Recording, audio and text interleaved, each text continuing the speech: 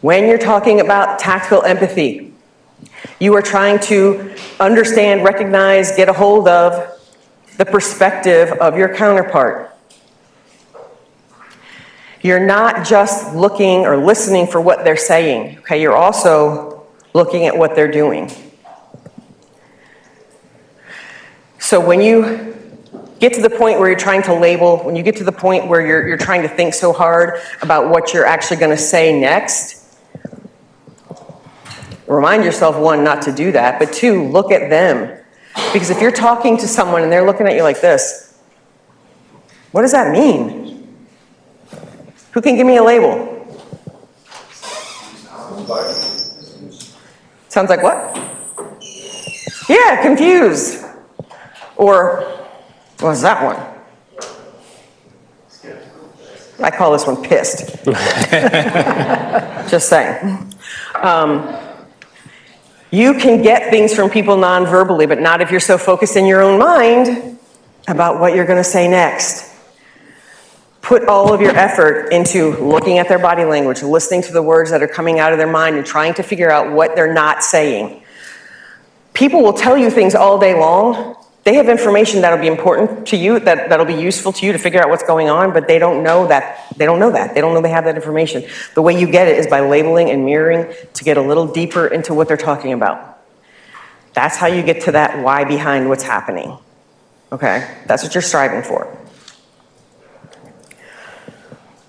And then Carl Rogers, who basically is where we got this stuff, psychotherapist in the 1950s. He created all this stuff and we stole it for law enforcement in the 1980s.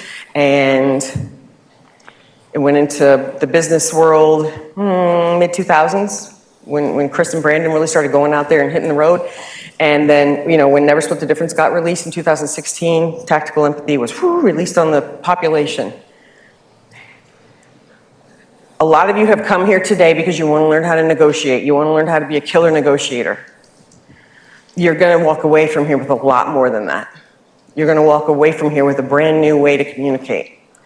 And if you are here and your spouse is at home, when you go home a different person, they're going to say, I don't know what the hell happened to you in Chicago, but you need to go there again. Because I've had several coaching clients tell me, you saved my marriage.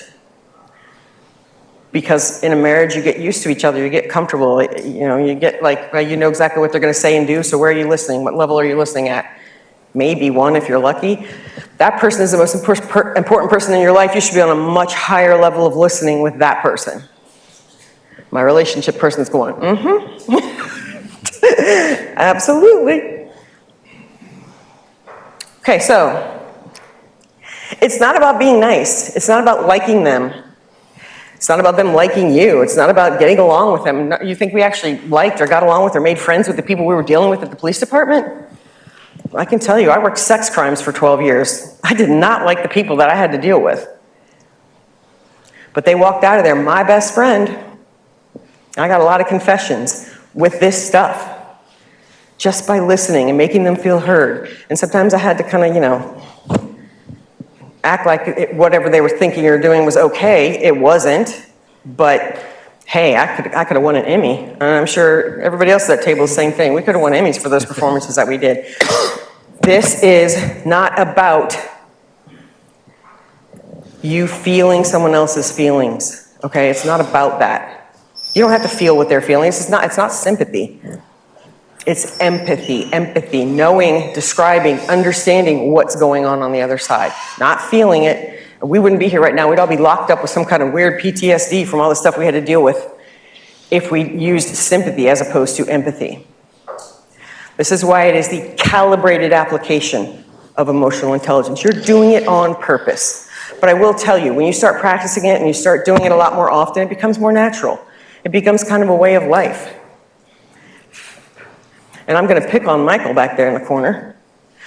He's probably our expert student in the class. How long was it before you started seeing differences in the relationships that you had, not only at the negotiation table, but in your life when you were using these skills? Oh, for me, immediately. And when something good happens, what do you want to do? Yes, you want to do more. You want it to keep happening. It's like this little addiction, right? It's this little dopamine thing where all of a sudden everything is going really well and you're feeling good and you're getting great responses. And your wife and you start getting along, or your husband and you start getting along, and you're like, wow, this stuff is amazing. And it doesn't take that much. Really doesn't take that much. 64 to 67 repetitions of any one of our skills will get you paving that neural pathway. That's what it takes to get it started. That doesn't mean you're an expert at it, trust me.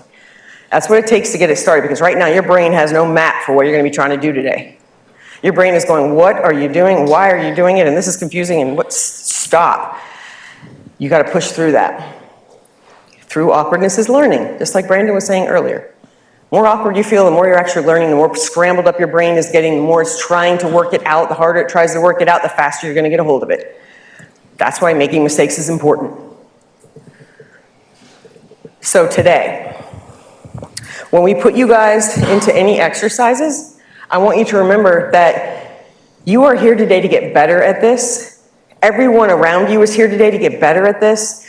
So if we put you in groups later, and you're the trickster who says this is not going to work on me, you're not only messing up your own learning, you're messing up the person who you're working with, you're messing up their learning too.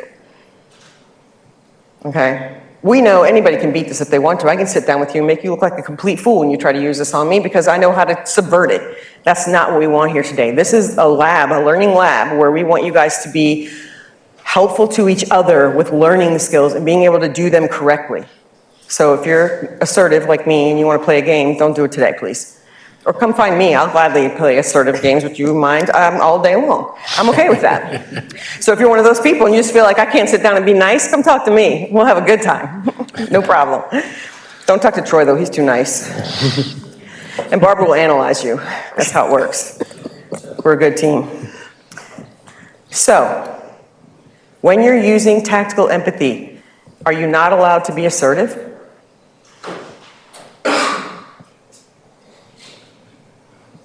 Does getting to tactical empathy mean that you can never be assertive in a conversation?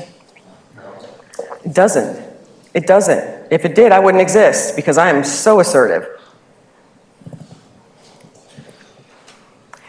You can be assertive with someone, you just can't do it in an assertive tone of voice.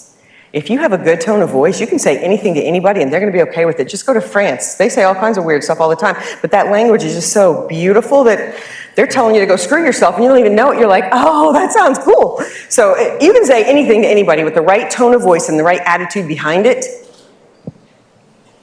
and with listening for what their response is. You can say anything to anybody and they're going to be okay with it. And we're going to give you a way to help that later on. We're going to talk about accusation audits this afternoon. That's another thing you do before you deliver bad news, before you ask somebody for something. You put an audit out there. That's another way to soften up anything you want to say. It helps if you need to be a little bit assertive. Okay, so no, you can be assertive with tactical empathy. You know, people are going to test you. They're going to feel like, oh, you're a pushover, that they can take advantage of you, and they're going to give you way more information, because they feel like they can talk and say whatever they want, and you're not going to do anything about it. That's a good skill to have. You're going to gather so much data and information, and as long as you're staying calm about it and letting them feel like they're in charge, you're winning. There's always going to be a time, though, when they're going to push that button where you say enough is enough. And when that happens, if y'all have ever seen the Tasmanian Devil, he gets nervous. When an accommodator, which is the personality you're talking about, when an accommodator steps in the room and they realize enough is enough, there's no relationship in the moment, we become your worst nightmare, because we become very vindictive to the point where you're going to wish you never met us. And you're going to want to go back to, where's that nice person that I knew in the beginning? And that's going to help you to be able to do business. But at that point, you're going to have to realize, is that the kind of person you want to do business with? Yeah. So the problem is when we do these things in our virtual classes or in-person classes, wherever it is, people feel like everybody wants to be assertive. I can tell you right now, as an assertive, that's not what you want to be. And if you are an assertive, you're the one that's going to have to change the most in using these skills. Because for me, it's very easy to be sarcastic and flippant, and I can pull it off like nobody's business, but it doesn't work in a conversation. So you kind of have to reroute your natural ways of doing things and take a more analytical or accommodating stance in your conversations. Because if you are full on assertive, no one is going to want to deal with you. You're going to be the bully in the room that no one wants to talk to. So, Derek and I used to do basic classes together for the last couple of years until he graduated to bigger and better things and left me to the basic class on my own, which I love, but you know. Derek's my buddy, so it's nice to have him working with me, but we would do this basic class, and at the end of the basic class, he would look around and he would say, somebody tell me what personality type Sandy is. You know how many times somebody actually said I was assertive? 0. But then once I said I was assertive, they were like, oh yeah, okay, we can see that. If you are assertive and you're not coming across as assertive and nobody can tell that you're assertive, you're doing it right. That's the better way to be. Being accommodating is the better way to be. But I will tell you, the accommodators are the scariest. Because they're all friendly and they'll let you push them all day long until their back hits the wall and they're going to come out with claws. Because they will take a lot. But when they're finally done, they are done. They are done. So just watch out for that. Okay. If you are going to be assertive with someone, it has to be preceded by empathy. In other words, which is why I talked about the accusations audits. You need to have empathy already in the equation before you actually try to get assertive with somebody. Because then they're going to be in a mental place to be able to hear you and it's going to be okay. You're going to be using good tone, you're going to have accusations audits, all the stuff is going to be down. If you need to be assertive, you can be assertive. But you never want somebody to feel like you're slapping them across the face.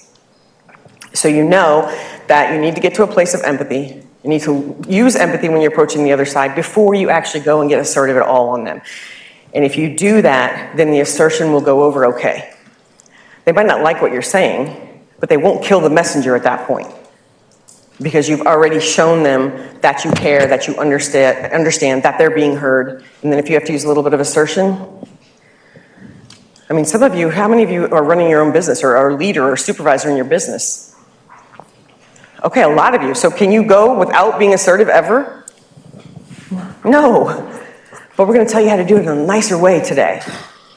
And plus, if you're a leader, you should read Derek's book. If you've not read Derek's book, it's amazing for someone in a leadership position, I'm just going to tell you. And Derek was my supervisor. That's how I can say that. So he knows what he's doing.